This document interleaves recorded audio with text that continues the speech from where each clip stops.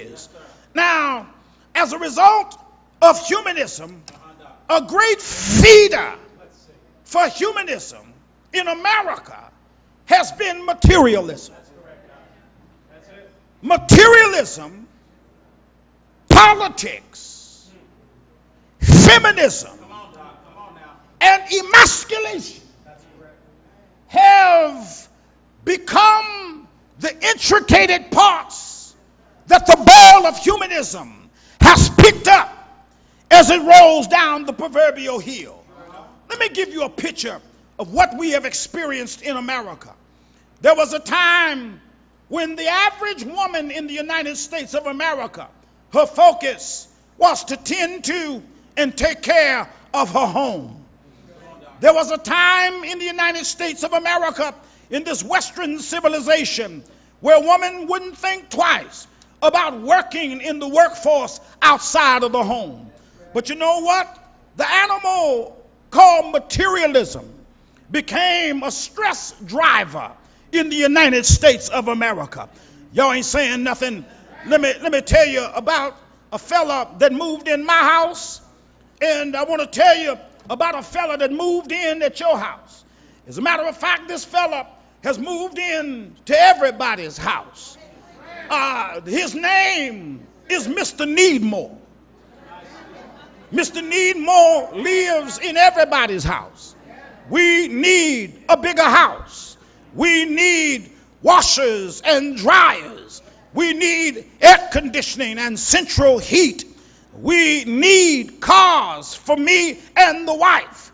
And when the children turn age 16, some of them have cars parked in the driveway before they have a driver's license in their back pocket. We need more this. We need more that. We need bigger this. We need bigger that. Well, America's drive for materialism has caused capitalists to raise up and say, we must take advantage of the materialistic spirit of America. So the capitalists see to it that we pay prime dollar for our cars, for our homes, for vacations, for clothing, designer shoes, designer dresses, designer purses, designer makeup, designer suits, fashion, trend. Y'all ain't saying nothing.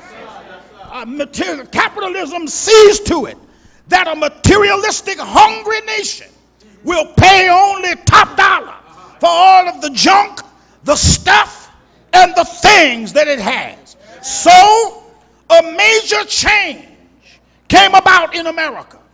Women in gross numbers across the nation began leaving the home and going out into the workforce.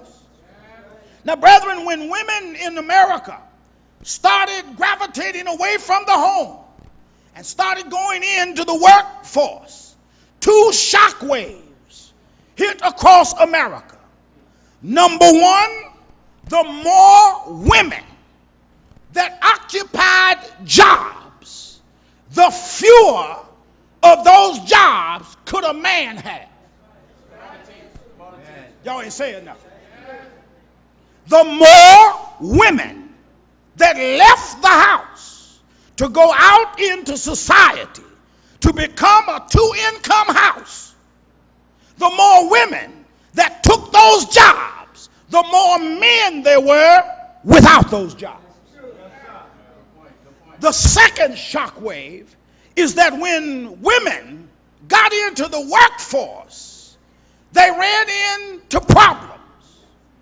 The first problem they ran into was that women were being hired to work jobs at a lower rate of pay than the same men that were given those jobs.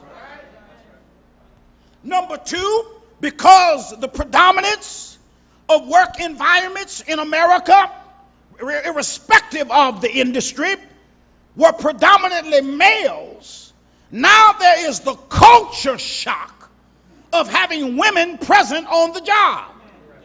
This initiated the problem of sexual harassment because men were not responding and reacting responsibly